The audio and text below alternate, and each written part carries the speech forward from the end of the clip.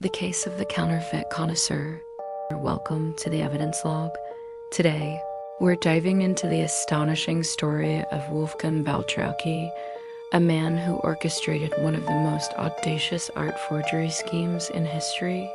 For nearly 4 decades, Beltracchi and his wife Helene fooled the art world, not by copying existing masterpieces, but by creating new works in the style of famous artists. This is where the paradox lies. He wasn't just a forger.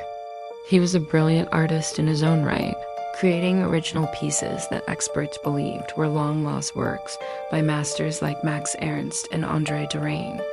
Beltracchi's method was meticulous. He would research an artist's life, find periods where their work was undocumented, and then paint a piece that perfectly fit that gap in their history.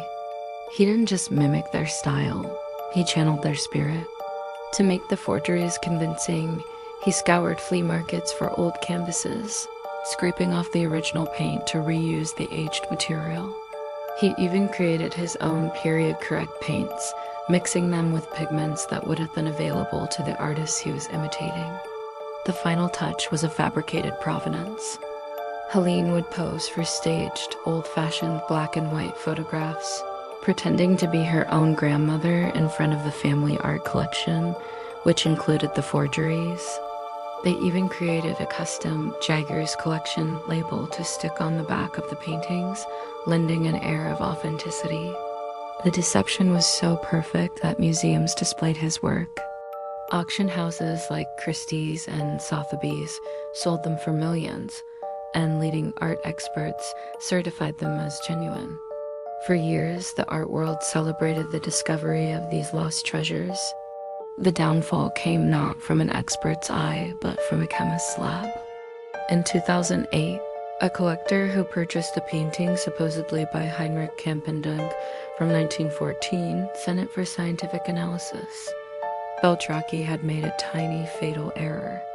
He had used a tube of white paint that contained titanium white, a pigment that wasn't commercially available until after 1916. That one anachronistic ingredient unraveled his entire empire. The investigation revealed a trail of forgeries that had netted him an estimated $100 million. In 2011, Wolfgang Beltracchi was sentenced to 6 years in prison, bringing an end to the career of the man who calmed the art world with his own genius. Please like and subscribe for more investigations from the evidence log.